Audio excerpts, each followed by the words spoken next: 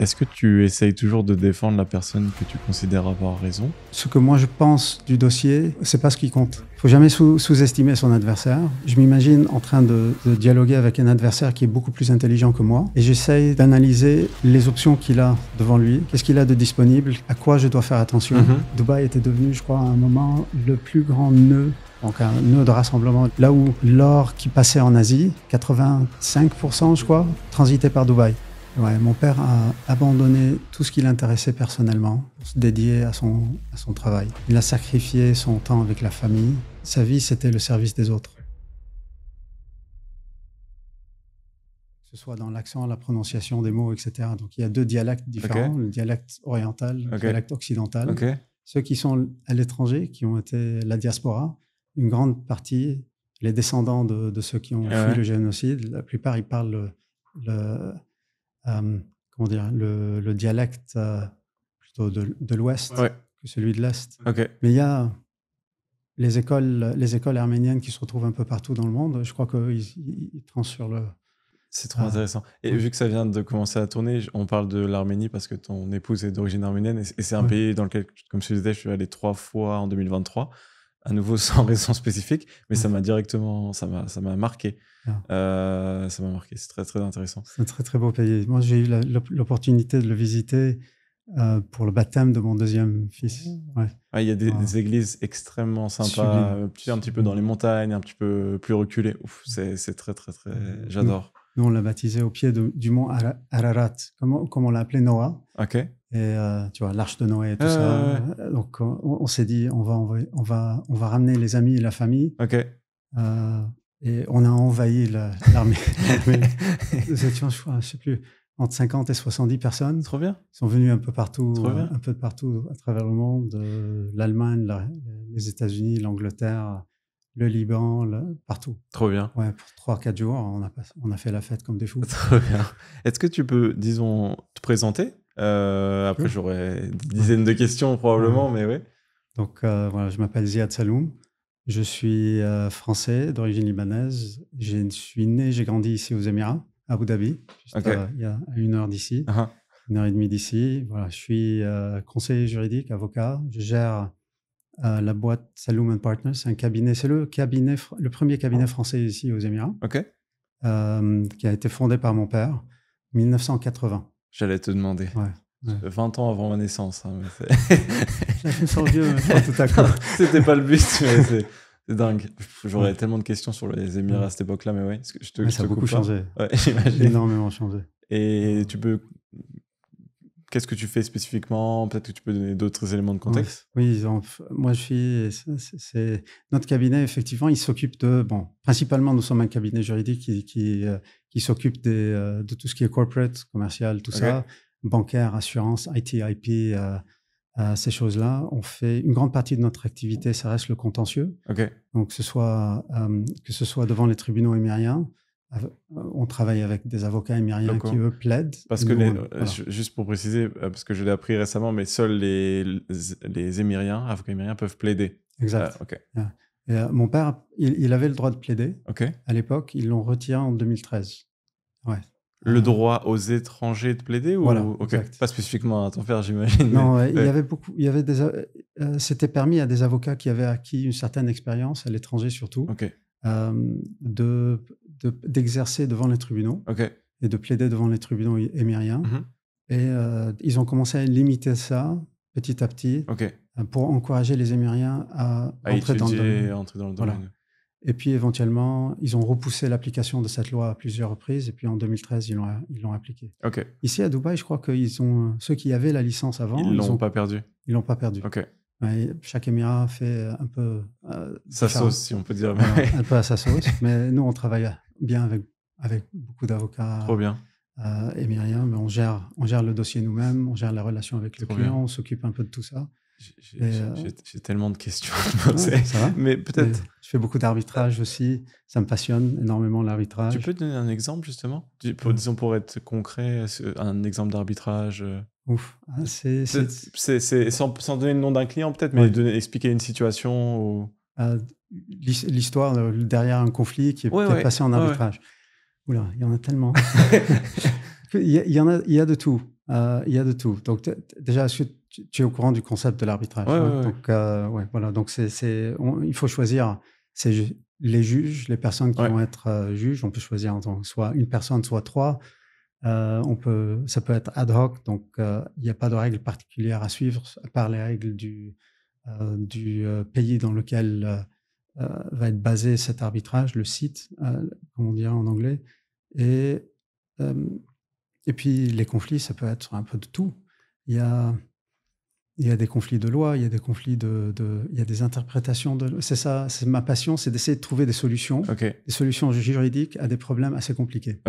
Voilà, si vous voulez la petite histoire derrière un dossier d'arbitrage qu'on a entamé, où il y avait un acheteur étranger qui avait acheté une boîte ici. Et là, le vendeur lui a fait croire que voilà, la situation de la boîte était nickel, qu'elle tournait plutôt bien, etc. Et en fait, il s'est avéré que ce n'était pas le cas. Et l'acheteur n'a pas vraiment fait son homework correctement, disons. Donc, le contrat de vente a été régi par les avocats du vendeur. Et ils ont gardé dedans toutes ces clauses qui disent que voilà, j'ai bien étudié le dossier, tout est clair. Et il n'y aura rien à récupérer derrière. Exactement, tout est correct, tout est bon, j'accepte la situation comme elle est. Et donc, il était un peu coincé. Ce que même quelqu'un d'honnête aurait probablement fait. Certainement. C'est important de pouvoir... Un contrat, effectivement, c'est une division de risques. Tu choisis les risques que tu es prêt à accepter et l'autre, ce que tu n'es pas prêt d'accepter, la partie adverse doit les accepter. Ou l'autre partie, plutôt, doit les accepter. C'est la meilleure façon de penser à un contrat, cette division de risques. Et donc là, cette personne n'a pas vraiment fait son homework. Et donc, effectivement, on pourrait dire qu'il a accepté plein de risques.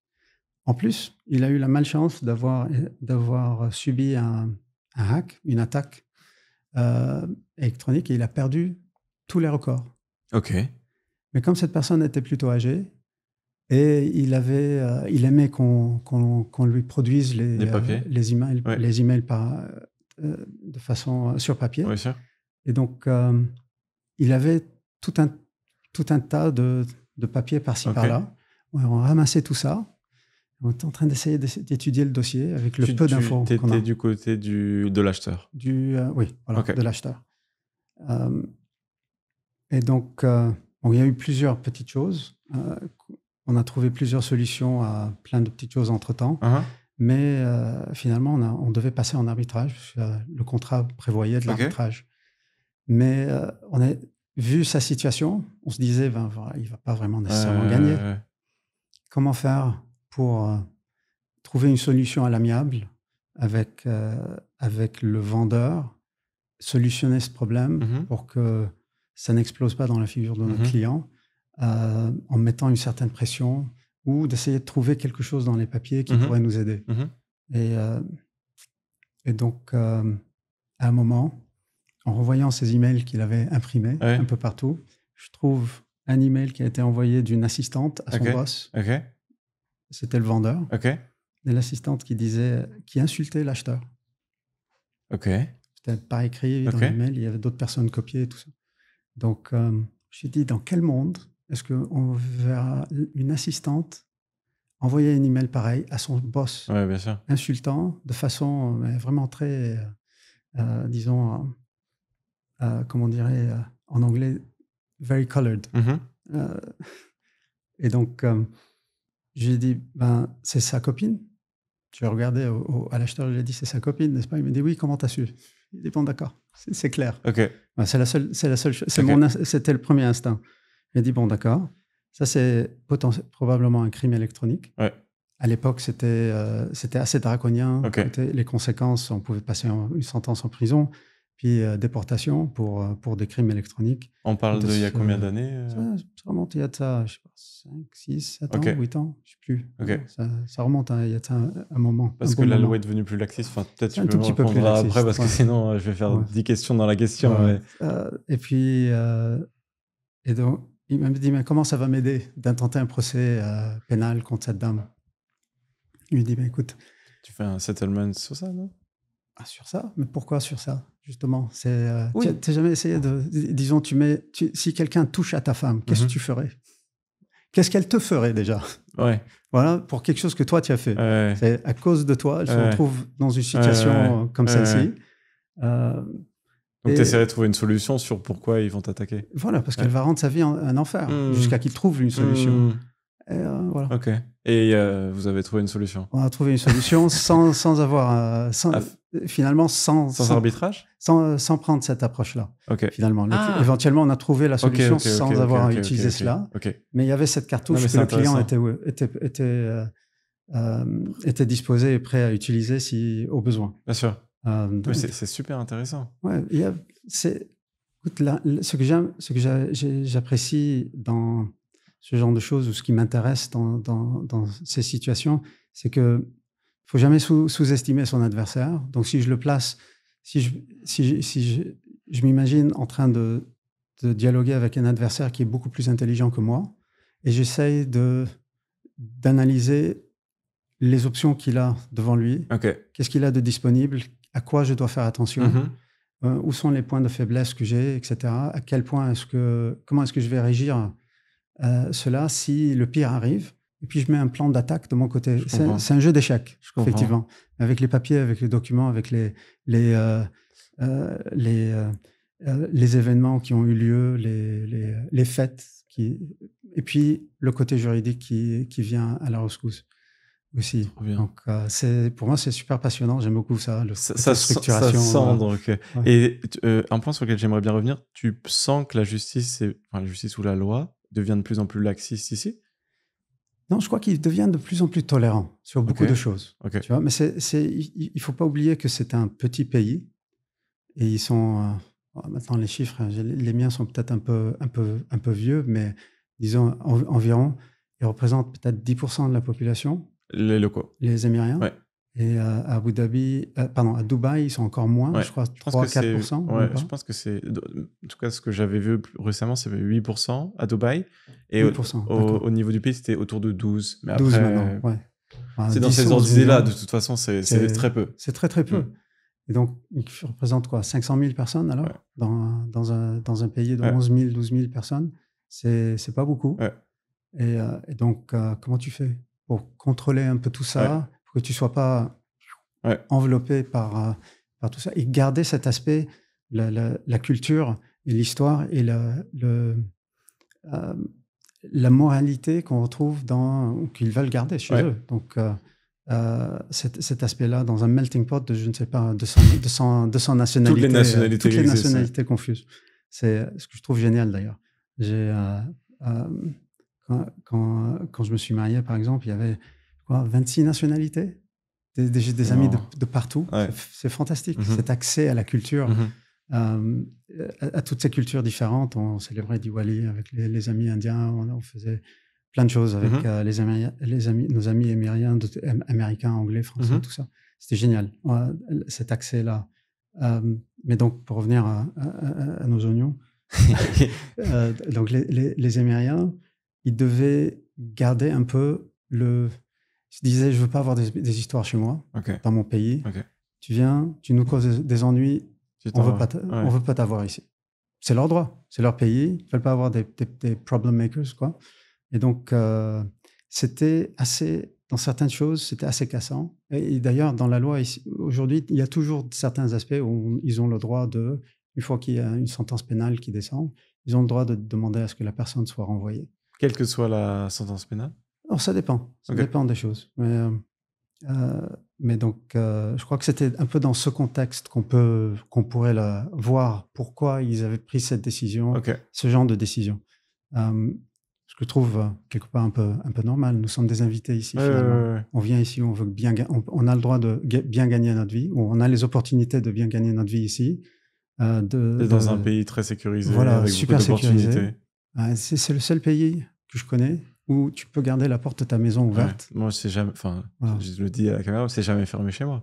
C'est jamais fermé chez moi. Je sais peut-être même pas où sont les clés. Ça, c'est un autre problème. C'est génial.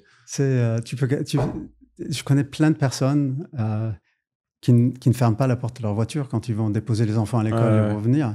Et ils reviennent, il y a le laptop qui est toujours là, l'argent qui est toujours là, personne ne fait quoi que ce soit. Et c'est pas une légende, c'est vrai. C'est incroyable. fantastique. Il faut préserver un peu ça. Ouais. Je crois qu'il y avait quelqu'un qui avait fait cette expérience ici, qui était venu avec un portefeuille. Il avait fait ce test dans plusieurs pays. Ouais. Il est venu ici à Dubaï, je crois, il y a de ça quelques années, et il l'a fait tomber. Donc, il fait comme s'il fait tomber le portefeuille, il le met dans sa poche. Ouais. Et 64 fois, quelque La chose du personne lui a genre. Là, rendu. le chiffre, ça m'échappe. Je ne sais pas pourquoi c'est ancré dans ma tête, ce chiffre-là, mais probablement faux. Mais à chaque fois, on lui a rendu son portefeuille, ici. Tandis qu'à l'étranger, ce n'était pas nécessairement la même chose. Évidemment. Et c'était partout, dans les quartiers riches, les quartiers moins riches, tout ça. Partout. Et c'est fantastique. T'es né aux Émirats? Voilà, je suis né à Abu Dhabi. Ok. Ouais, j'ai grandi ici. C'est rare d'entendre je suis né à Abu Dhabi dans la français, du coup, mais c'est trop bien. Tu peux nous parler de ça? De comment c'était à l'époque, comment t'as grandi? Je pense que c'est une longue question, mais c'est trop intéressant. C'était très différent. Je sais, c'est pour ça. Très différent, ça a beaucoup changé. C'était beaucoup plus petit. Beaucoup plus petit. Ouais, okay. De loin. Abu Dhabi, la ville d'Abu Dhabi, comme la ville de Dubaï, s'est étendue petit à petit. Okay. Moi, je me rappelle quand je venais ici, quand j'étais tout petit, quand on venait, déjà la route était beaucoup plus longue, ou paraissait beaucoup plus longue. Okay. Il y avait beaucoup plus de désert avant d'y arriver. Okay. Et on se disait, on est arrivé à Dubaï quand on arrivait à l'époque, il y avait le Hard Rock Café qui n'existe plus. Il y a le centre de golf qui était juste en face. Okay. Et il n'y avait rien à côté. Il y avait ce restaurant qui était planté. Le Top Golf oui, avant, là où il y a JLT, même avant. Ah oui, ok. Ça, c'était vraiment le tout début du début. C'était le tout le début. Et il y avait encore du désert avant d'y arriver à Dubaï. Et il y avait ce Hard Rock Café qui était au beau milieu de rien. Mais absolument rien. D'un côté, de l'autre côté, il y avait le Golf Club. Et c'était incroyable. Ouais. Et puis tout à coup, tout a monté. Et le tout d'un coup, tu l'as senti à partir de quelles années? 2002, je crois. Okay. Ça a commencé en 2002, quand ils ont ouvert... Et justement, qu'est-ce qui s'est passé? Je crois que c'était Dubaï. En fait, Dubaï a toujours su se réinventer. Okay. Ils n'ont pas les rentrées pétrolières que l'Émirat d'Abu Dhabi a. Et ils ont une vision beaucoup... Donc, ils sont obligés peut-être d'avoir une vision un peu plus entrepreneuriale des choses. Au moins, ça me paraît ainsi. Et donc, par exemple, avant, c'était une grande partie de la richesse de cet endroit-là, de ces pays-là, de ces Émirats, venait de la perle. Ouais. Ils descendaient, ils plongeaient, ils ramenaient les perles. Et ce qui est fascinant. Et puis, les Japonais ont inventé la perle artificielle, culturée plutôt, pas artificielle. C'est une vraie perle, mais ils mettaient... comment dire, un petit quelque chose à l'intérieur du coquillage qui est irrité. Il est obligé de faire et donc le prix de la perle a chuté. Il devait trouver autre chose. Ouais. Et donc c'est un peuple qui a continuellement trouvé une façon de se réinventer. Dubaï était devenu, je crois, à un moment le plus grand nœud, donc un nœud de rassemblement là où l'or qui passait en Asie, 85%, je crois, transitait par Dubaï. Et puis, en Inde et d'autres pays, ils ont commencé à changer les lois, donc rendre les choses beaucoup plus faciles. Donc, tout ça, d'un coup, d'un jour ou l'autre, tout ça, c'est tombé à l'eau. Ils ont dû retrouver autre chose. Puis, le père de Cheikh Mohammed, aujourd'hui, a lancé Jebel Ali Port. OK. Autour de ces années-là. 70, je ne sais plus maintenant, en fait, à 70, quelque chose du genre. Okay. C'était une vision extraordinaire. Ouais. Qui allait venir ici? Pourquoi ici? Tu vois, non, mais stratégiquement parlant, ce n'était pas le plus intéressant parce qu'il y a l'étroit d'Ormuz, tout le reste. Et donc, mais ils ont fait quelque chose d'extraordinaire. Et puis, Cheikh Mohammed aussi a eu la vision de continuer cela avec une idée après l'autre. Et ce qu'ils ont fait, c'est ce qu'ils ont fait les Émirats en tant que tels. Donc tout le pays, pas simplement Dubaï, c'est vraiment extraordinaire.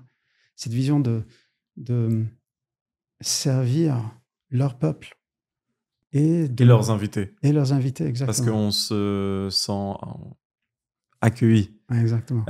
J'ai une question. Je ne sais pas si c'est trop personnel, mais comment ton père, tes parents s'étaient retrouvés ici? C'est une longue... Voilà. Non, OK, mes parents sont nés au Liban. Je suis donc originaire du Liban. Et pendant la guerre civile, mon père, il a vu son cabinet, il a brûlé. Il était déjà avocat. Il était déjà avocat. Okay. Et la maison a été bombardée. Excuse-moi pour le contexte. Qui attaquait qui? C'était quoi le... C'est la guerre civile libanaise. Toujours compliqué au Liban. C'est assez compliqué. Tout le monde a attaqué tout le monde. Bon, ok. On va pas rentrer là-dedans, on finira jamais. Ok, non, mais... non, mais il n'y a pas un pays extérieur qui a... Non. Disons, il y avait des intérêts étrangers. Comme je crois qu'à un moment, Bref. Je crois qu'aujourd'hui, le Liban n'est plus aussi intégral aux stratégies étrangères qu'il l'était auparavant. Mais à un moment, je crois qu'il y avait au-delà des représentants des forces armées au-delà de 33 pays. Ok. Tu peux imaginer un peu tous les enjeux politiques. C'est Djibouti, mais en plus grand, quoi. Et donc, il y avait les Russes, les Anglais, les Américains, les Italiens, les Israéliens, et tout le monde, quoi. Okay. Tout le monde qui avait un enjeu politique dans la région, ben voilà, c'était viens, au lieu de se chamailler entre nous, viens, on se chamaille au Liban. Et les Libanais étaient accueillants. Je disais, ben très bien, toi tu t'occupes de mon parti ou de ma faction, et quelqu'un d'autre, il finançait l'autre. Voilà, bof. Je crois que c'était... Mais c'est la faute aux Libanais, pour être clair, quoi. C'est nous, ce sont les leaders libanais qui ont ramené tout ça. Anyway, restons loin de la politique. C'est parce qu'il y a forcément le plus intéressant. Non, il y a des choses beaucoup plus intéressantes. Ouais, je suis d'accord. Je ne sais pas si tu as lu, tu connais le livre Dune, Frank Herbert? Non. Ouais, moi, j'ai plutôt une culture anglophone que francophone. Okay. J'ai appris le français à la maison. Ça va, tu l'as bien appris. Mon éducation formelle était en langue anglaise. Et donc, les livres que je lisais, qui m'intéressaient, tout était en anglais. Maintenant, je dévorais les livres quand j'étais petit. J'ai un peu moins de temps à lire maintenant. Mais donc, ma vision de la culture française est troué. Okay. Je prenais un livre, ça m'intéressait, je lisais. Il y avait pas, c'était pas bien organisé, tu vois. Donc, comme c'est censé l'être à l'école. Voilà, par exemple, il n'y a pas de structure, il n'y a pas il y a pas cette vision d'une culture bien définie qui a évolué à travers le temps. Moi, c'était plutôt, voilà, ça m'intéresse. Bien sûr. Ça m'intéresse. Petit bout. Voilà. Mais tandis que mon optique du côté anglophone était un peu plus structurée, puisque bon, ça évoluait avec ma croissance, plus je grandissais. Et à un moment, j'ai lu un livre qui a marqué et qui a formé ma vision de la politique et de la religion. Okay. Alors, et donc, et ça m'a complètement un peu dégoûté des deux pendant très très longtemps. Au moins côté religion pendant très très longtemps. Dune, Frank Herbert, il y a le film qui a été tourné, 2 films. Le nom m'échappe maintenant. C'est OK. Tu peux parler un petit peu de ce que ça, entre guillemets, ce que ça raconte? C'est un manuel, on pourrait le décrire ainsi, c'est un manuel pour la formation d'un messie. OK. Comment utiliser, donc ça explique comment utiliser la religion à des fins politiques. OK. Voilà, donc voilà. Très actuel. Voilà, exactement. Et le danger. Trop actuel. Ouais, exact. Et puis le danger qu'il y a de suivre une personnalité super charismatique, mais qui a un agenda à lui propre. J'ai compris. Tu vois? Et ce qui est encore de plus marquant, c'est que le caractère principal, l'héros, si tu veux, de la nouvelle, n'est pas vraiment un héros dans les yeux de l'écrivain. Okay. Personne ne l'a compris ainsi au départ. Okay. Ou au moins, ce n'était pas initialement parfaitement clair. Parce que vraiment, c'est une personne qui vient d'un milieu ou d'une famille qui a été, qui a reçu un coup. Il pense à la revanche, il veut reprendre la gloire de la famille, etc. Et il veut sortir du trou dans lequel il est. Et il utilise tout un peuple et les croyances d'un peuple pour arriver à ses fins. OK. Et puis à un moment dans ce petit voyage qu'il est en train de faire et cette préparation qu'il fait, il découvre des pouvoirs ou il obtient des pouvoirs de voir le futur, certaines possibilités. Ok. Et là, il commence à voir un peu l'impact que ces actions ont. Et il ne voit que des choses, mais vraiment horribles dans le futur. Et il essaye de trouver une sortie. Et il est coincé quelque part parce qu'il voit des choses extraordinairement dures venir en son nom, des milliards de personnes qui meurent en son nom à lui. Et il ne peut pas l'empêcher de se passer parce que s'il le fait, il y a un futur encore pire qui va y arriver au peuple humain en tant que tel. C'est un livre de science-fiction.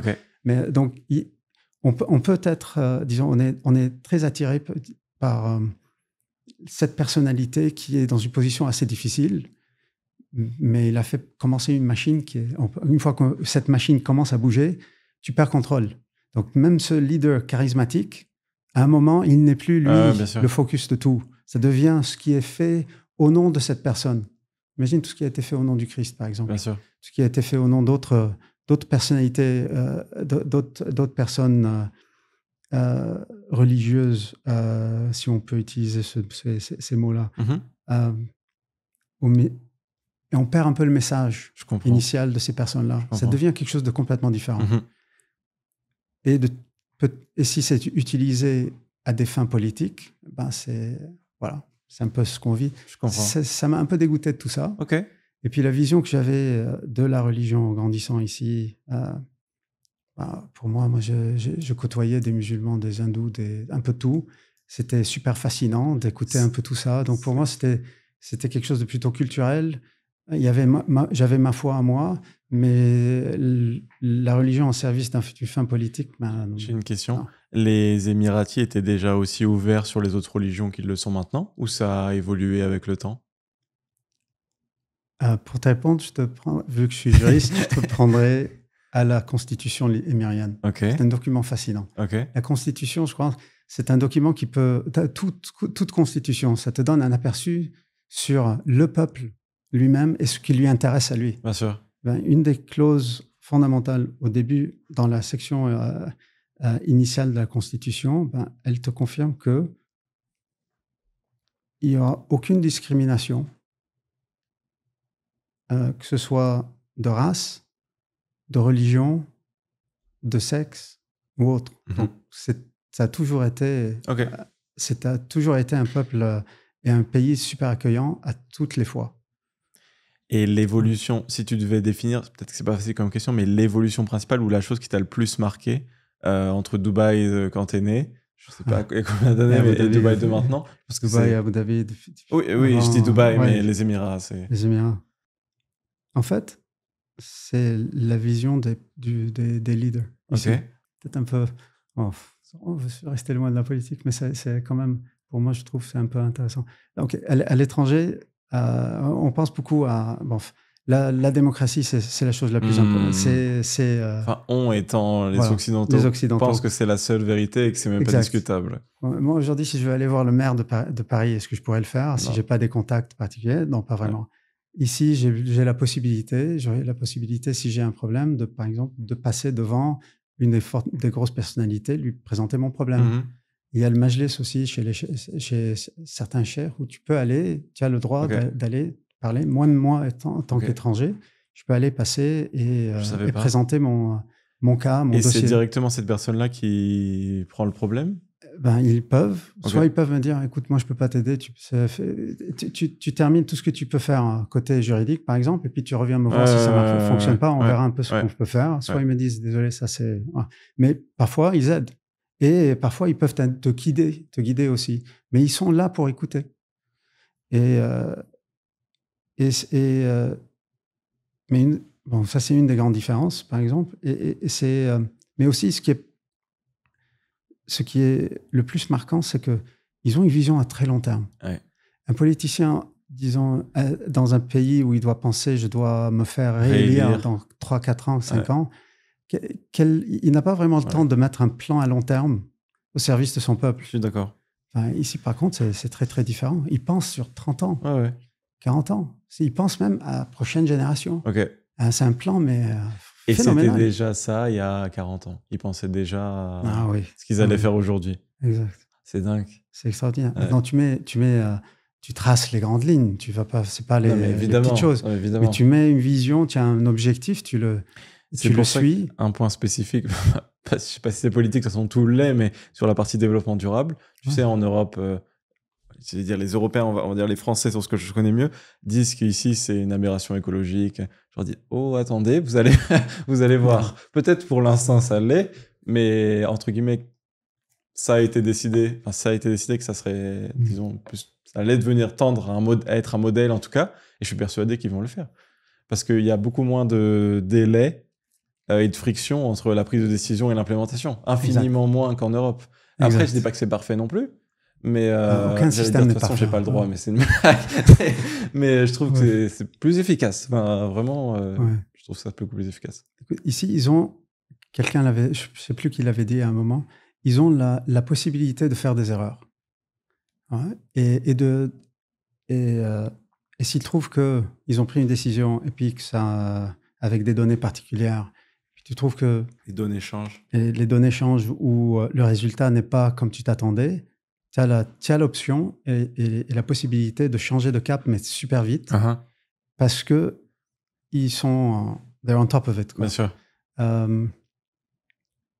C'est beaucoup plus difficile dans d'autres pays où tu dois. C'est dur de changer de cap dans certaines situations, mais ici ils sont beaucoup plus dynamiques. On voit ça à la maison, c'est vrai.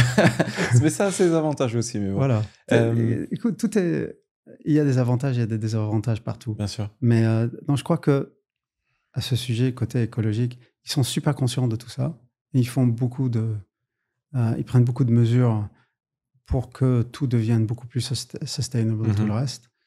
Mais si quelque part je me dis, bon, nous sommes là où nous sommes aujourd'hui, pas à cause des pays comme les Émirats. Évidemment. Et même aujourd'hui, même si les Émirats sont les plus grands parfaits, tout ça, mais bon, ils représentent quoi comme une goutte d'eau. Une goutte d'eau d'un côté. Même la France, 8e puissance mondiale, 1% des émissions de CO2. Voilà. Tu vois, les plus grands émetteurs, ce sont les États-Unis, l'Inde et la Chine. Mais et le problème a commencé il y a ça 100 ans, tout ça. Donc c'est aujourd'hui d'obliger les pays qui sont maintenant en voie de développement, de leur mettre un frein. Alors que nous, disons, sur la partie des Occidentaux, personne ne nous en a mis. Donc c'est probablement injuste, mais c'est pour ça que c'est très très compliqué. C'est super compliqué. Mais comment tu gères ça, un truc pas pareil. Juste on crie, bon, on s'entend, mais on crie, on arrose des peintures dans des musées et tout d'un coup tout va aller mieux, quoi. Mais bon. Aujourd'hui, le pétrole, c'est pas comme si tu peux éteindre. Voilà, on va plus utiliser le pétrole demain. Non, mais attends, il te faut une période de transition. Sûr, tu auras toujours besoin d'un peu de pétrole, mais il faut réduire un peu l'impact. Mais d'un autre côté, le côté, disons, négatif de, entre guillemets, cette vision, c'est qu'on peut un peu se reposer dans bon, on verra un peu plus tard. Il y a un petit peu ça aussi. Je dis pas dans ton discours, hein, mais dans le discours de beaucoup. Ouais, de beaucoup. Mais, écoute, là, tu vois un peu la vision aussi des chefs émiriens. Alors, par exemple, je crois que c'était Cheikh Mohammed Ben Rachid, ici. Ils sont en train de développer donc cette vision d'établir une ville sur Mars dans 30 ans, ce que c'est. Okay. Mais aujourd'hui, les leçons qu'ils vont apprendre de ce problème-là, ou de cette idée, pour essayer de l'actualiser, ça va servir ici. Oui, bien sûr. Éventuellement, si on n'arrive pas à trouver une solution à ces problèmes-là. Ouais. Donc, c'est un peu l'histoire de toutes les technologies, ou une grande partie des technologies qui ont été développées à des fins aérospatiales. Finalement, il y a une application locale sur Terre, etc. Plein de choses super intéressantes à laquelle on n'aurait jamais pensé. Par exemple, c'est sur les routes, quand tu tournes, tu fais quand tu prends un virage assez fort, parfois tu trouves qu'il y a comme des petits trous en horizontal sur les routes. Ouais. Et tu sais, ça a été développé par NASA à l'époque pour garder les roues du vaisseau spatial, la navette spatiale, quand elle atterrissait, pour qu'elle continue à aller tout droit. Trop bien. Et donc, c'est un truc, mais super bête, quoi, comme idée. Là, tu le retrouves, ça t'aide sur les virages, ça garde les roues dans le tournant, ça t'aide à tourner, à rester sur la route et ne pas virer à l'arrière. C'est extraordinaire comme truc.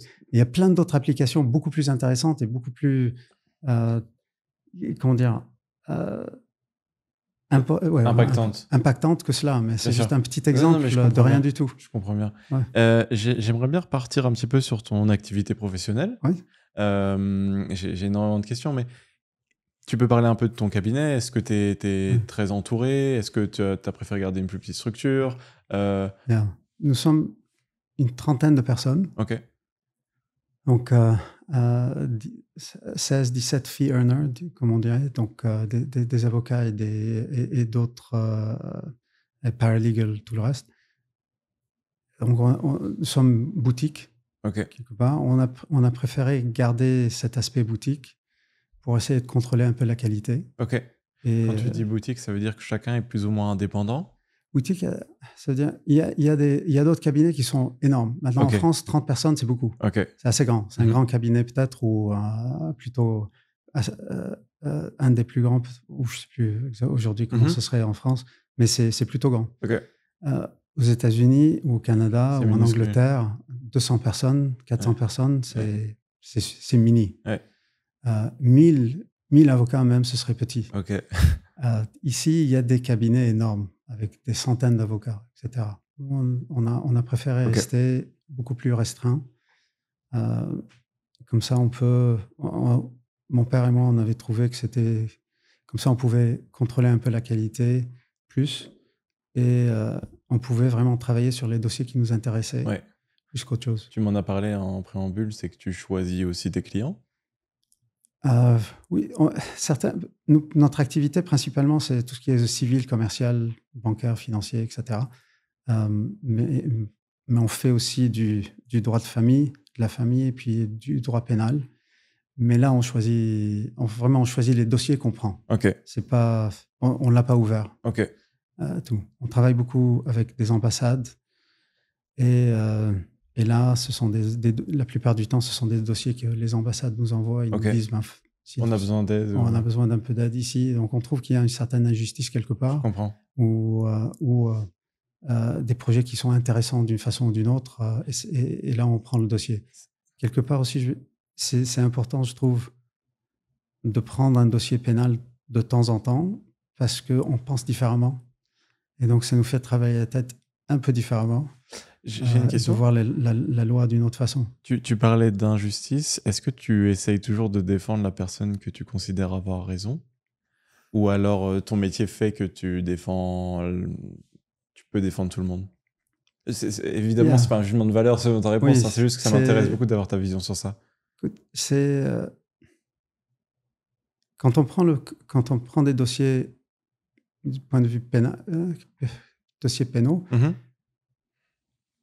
Ou peut-être oui. On choisit un peu ce qu'on veut prendre. Donc, on a ce luxe de se dire, oui, on a du côté émotionnel, nous sommes avec le client, nous soutenons ça, parce que parfois c'est important, surtout dans ce contexte. Mais ce que moi je pense du dossier, personnellement, ce n'est pas nécessairement c'est pas ce qui compte. Donc, c'est mon objectif, ou mon rôle, c'est de défendre le client. J'essaye de le faire d'une façon correcte. Donc, si notre client veut utiliser un droit d'une façon abusive, disons, où il veut demander beaucoup plus que ce que serait son droit. Bien sûr.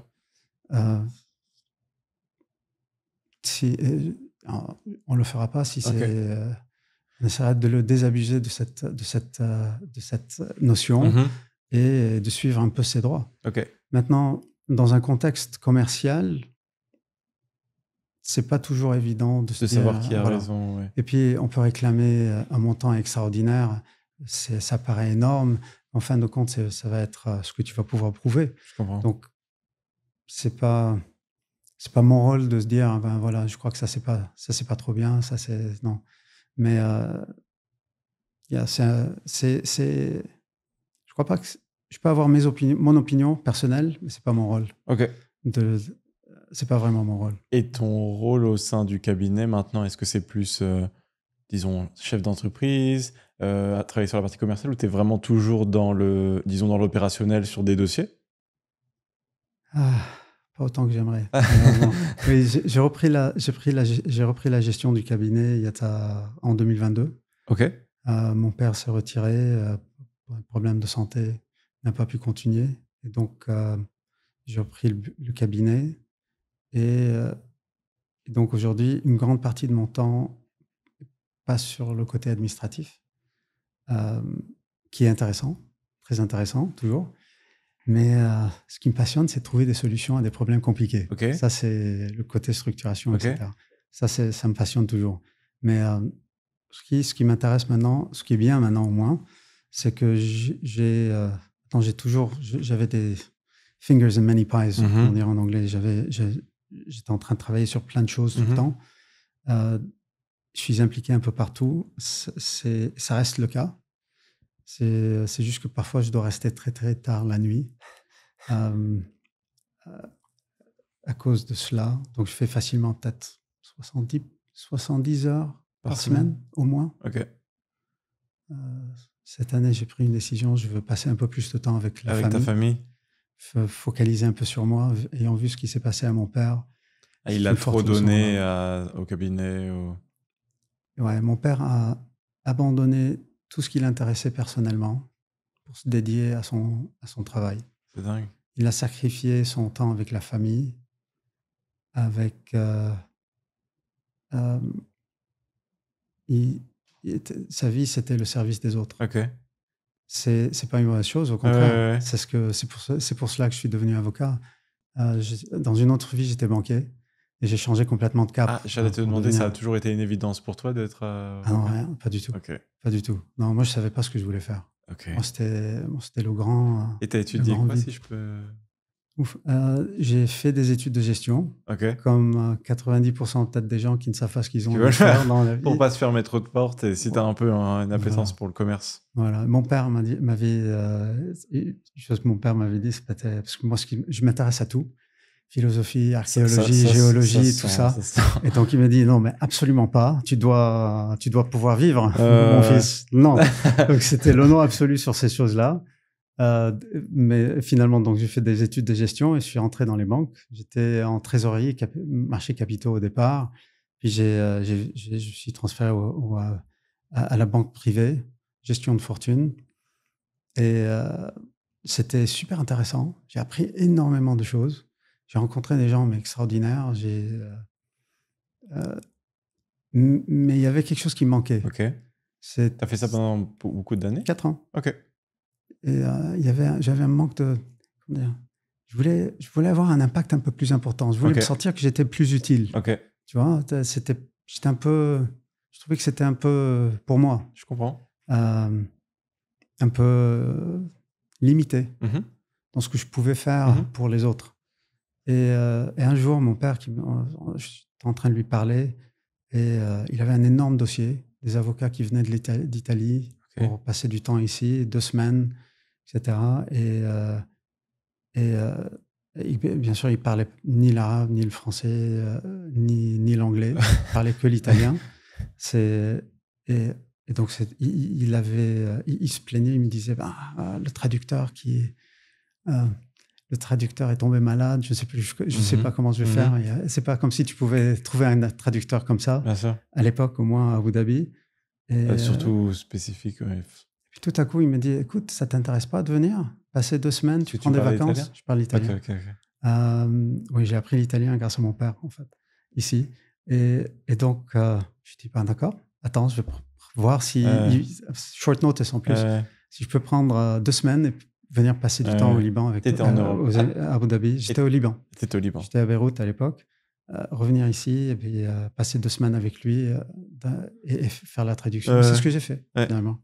J'ai tellement aimé que t'es resté. J'ai tout abandonné. J'ai refait les 4 ans d'études de droit en Angleterre en 1 année.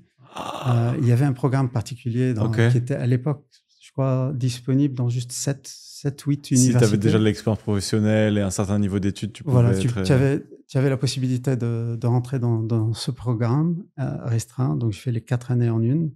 Et puis, j'ai fait un master et j'ai fait l'équivalent du CAPA français, mais en Angleterre. Ok. Puis, je suis revenu ici travailler. Tout en travaillant ici, j'ai repris les études de zéro au Liban aussi. Je fais les études de droit libanais et puis je suis passé au barreau libanais aussi. Ok. Et ouais, donc je ne conseille pas mon parcours à qui que ce soit. C'était pas facile. C'était pas du tout facile ni trop sympa. Et vous avez pas eu, enfin jamais plaidé en France ou eu un cabinet en France? Mon père, si tu peux, excuse-moi, je te coupe, mais est-ce que tu peux parler de lien familial ou de ton lien avec la France? Je pense que ça peut être intéressant. Parce que tu as commencé en te présentant comme français et on n'a pas encore parlé vraiment de la France dans ton parcours, donc c'est intéressant. Bon, écoute, moi, j'ai jamais vécu en France, malheureusement. Malheureusement. J'ai passé beaucoup de temps, mais c'était plutôt pour des vacances, des moments passés par là. À un moment, j'ai eu un burn-out. J'ai passé quelques mois en France. À l'époque, chez mon oncle, il a une ferme en Normandie. Je suis passé d'Abu Dhabi à la Normandie, oui, ça doit faire vite. mais donc oui, donc non, nous, mon père et la famille a été naturalisé français. Donc là, mon père a choisi la France et il a pu. Nous avons obtenu la nationalité française de par service rendu à la France. Ok, il n'a jamais habité en France non plus? Non plus. C'est dingue. Non, mais il a une double licence française. Il s'est enregistré au barreau français. Est-ce que tu peux me permettre de demander quel est le service qui a été fait? Je ne sais pas si tu peux en parler, mais... Pas trop. Écoute, non, mais de quel type, un minima? Un peu de tout.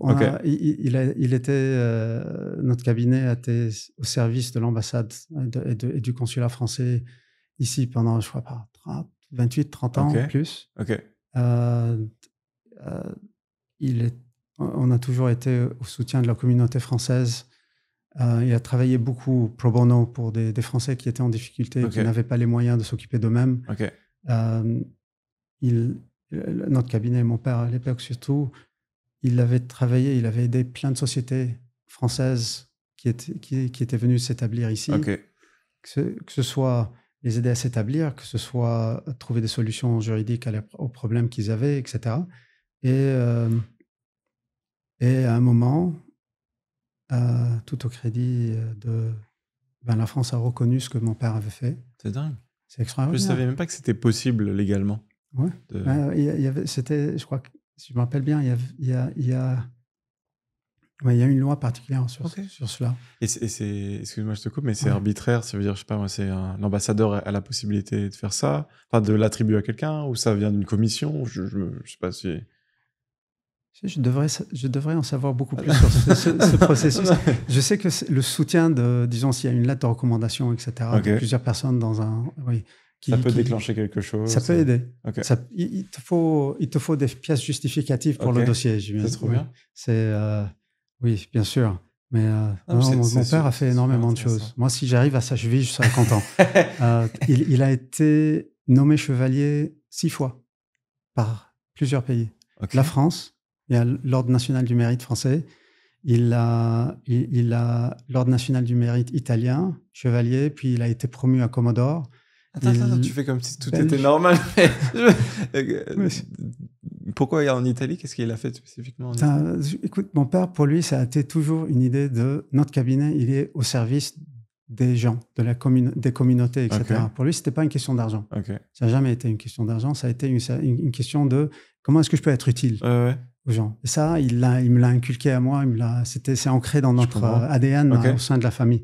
Et c'est pour ça, moi, je m'en ai un peu dingue au sein de la banque, parce que je trouvais que je pouvais donner beaucoup plus, faire plus, avoir un impact un peu plus important. Et j'adorais tout ce qui était... moi aussi, je peux me dire, je suis pas financier. Moi et les chiffres, c'est pas la meilleure chose. Donc, je me suis dit, c'est la logique. Le droit, c'est la logique aussi. C'est la logique aussi, mais c'est pas la logique des chiffres. Donc, on reste un peu dans ce domaine, mais c'est plus un art. Mais donc, voilà, pour lui, c'était toujours une question de comment est-ce que je peux être au service des autres. Et on a c'est une bénédiction il a pu être reconnu par tant de pays, Luxembourg, non, pardon, pas Luxembourg, la Belgique, le Vatican.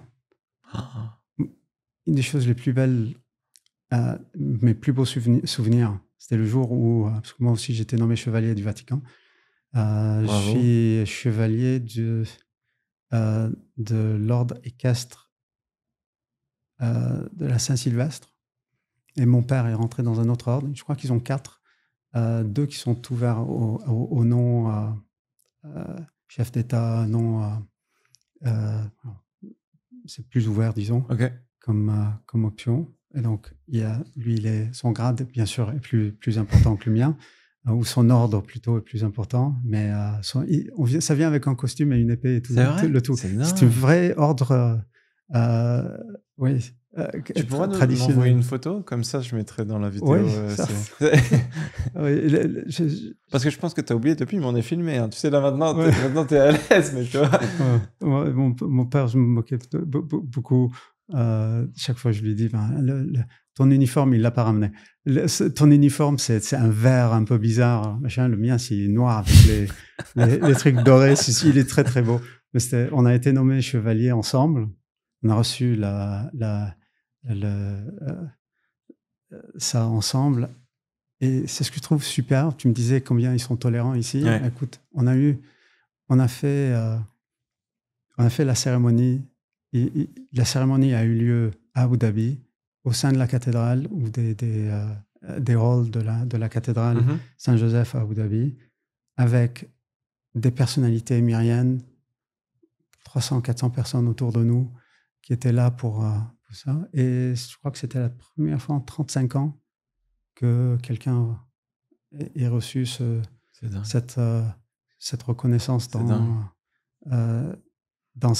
la région, donc pas simplement aux Émirats. J'ai trouvé que c'était un honneur incroyable. Mais de pouvoir partager ça avec mon père, d'être là tous les deux, c'est génial. C'est incroyable. Donc, mais mon père, vraiment bravo. Merci. Mais mon père, il a fait énormément de choses. C'était un monstre. Maintenant, tu me donnes envie de le rencontrer, mais c'est... malheureusement, aujourd'hui... Il n'est pas forcément assez en forme? Non. Non, il a des problèmes de santé, malheureusement. Il est beaucoup plus réduit. Ça me fait énormément de peine de voir quelqu'un qui était un monstre dans le monde juridique. Comme ça, mais c'est un peu la... Mais ça va, tu as l'air de perpétuer sa vision. Donc, en tout cas, c'est ce que j'ai l'air de sentir. Donc, voilà. J'essaye de faire ce que je peux pour préserver ça et de continuer un peu ce qu'il a construit. Et est-ce que tu aimerais bien qu'un de tes enfants reprenne ou c'est vraiment pas quelque chose que tu... Je souhaiterais pas que qui que ce soit refasse ce que je fais. Non, écoute, l'exercice du droit, c'est une vocation. C'est pas un métier. Bien sûr. Il faut vraiment vouloir faire un truc pareil parce que c'est tellement stressant. J'ai une question peut-être pour conclure. Ça demande des sacrifices incroyables si on veut bien faire. J'imagine. J'ai une question, quelque chose que tu as abordé rapidement. Est-ce que tu penses que le droit est plus un art ou une science? C'est une science artistique, tu vois. Ça frôle un peu les deux. La ligne entre les deux. C'est plutôt, je dirais, c'est plus un art qu'autre chose. Mais l'approche est très scientifique, ou devrait l'être. Devrait l'être. Ce que j'aime, au moins dans le droit, c'est que c'est quelque chose de très vivant. Pour beaucoup, c'est un tome, c'est écœurant, tu regardes tout ça, c'est tellement sec comme matière, mais en fait, non. Ce ne l'est pas vraiment si tu le mets en application. Et ça...